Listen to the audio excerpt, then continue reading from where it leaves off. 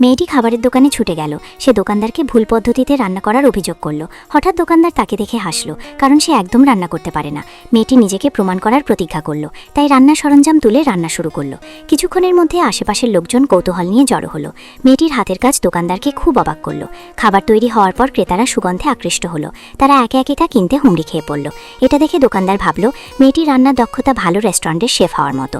তাই মেয়েটি সঙ্গে সঙ্গে একটি রেস্টুরেন্টে গেল, কিন্তু হেড শেফ তার রান্না করার ক্ষমতা বিশ্বাস করল না। মেয়েটি এক টুকরো টোফু নিল এবং তা কাটতে শুরু করলো। কিছুক্ষণের মধ্যেই পুরো টোফুটি পাতলা সুতার মতো করে কাটা হয়ে গেল। মেয়েটির ছুরির কাজে হেড শেফ হতবাক হয়ে গেল। কিন্তু পাশের রেস্টুরেন্টের এক শেফ হেড শেফকে চ্যালেঞ্জ করতে চাইল। লোকটি প্রমাণ করতে চাইল যে সে পৃথিবীর সবচেয়ে শক্তিশালী শেফ। হেড শেফ তার আচরণে অসন্তুষ্ট হলো, তাই সে চ্যালেঞ্জে রাজি হলো। কিছুক্ষণের মধ্যেই প্রতিযোগিতা শুরু হলো। দুই শেফ প্রত্যেকে তাদের সেরা দক্ষতা দেখালো। মেয়েটি শুধু একবার মঞ্চের নিচে তাকালো, তারপর সে বলল হেড শেফ হেরে যাবে। কিন্তু আশেপাশে কেউ তাকে বিশ্বাস করল না। কিছুক্ষণ পর তারা দুজনেই তাদের খাবার তৈরি শেষ করলো। বিচারকরা সেগুলো চেখে দেখার পর ঘোষণা করলো যে লোকটি প্রতিযোগিতায় জিতেছে। কিন্তু হেড শেফ ফলাফলে খুব অসন্তুষ্ট হলো। সে ভাবল লোকটি নিশ্চয়ই প্রতারণা করেছে।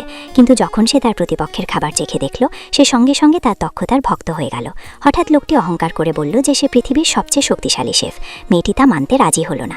সে এগিয়ে এসে বলল সে তাকে চ্যালেঞ্জ করবে। হেড শেফ ভাবল মেয়েটিকে হারালেও কোনো কৃতিত্ব থাকবে না, কিন্তু মেয়েটি প্রতিযোগিতায় যোগ দিতে জেদ করল। মঞ্চে ওঠার পর সে সবচেয়ে সাধারণ উপকরণ ব্যবহার করল। দর্শকরা সবাই ভাবল মেয়েটি হেরে যাবে, কিন্তু মেয়েটি শান্তভাবে তার খাবার রান্না করল। শেষ করার পর মেয়েটি খাবারটি বিচারকদের সামনে আনলো। সে ঢাকনা তোলার মুহূর্তেই খাবারের সুগন্ধ পুরো প্রতিযোগিতার মাঠে ছড়িয়ে পড়ল।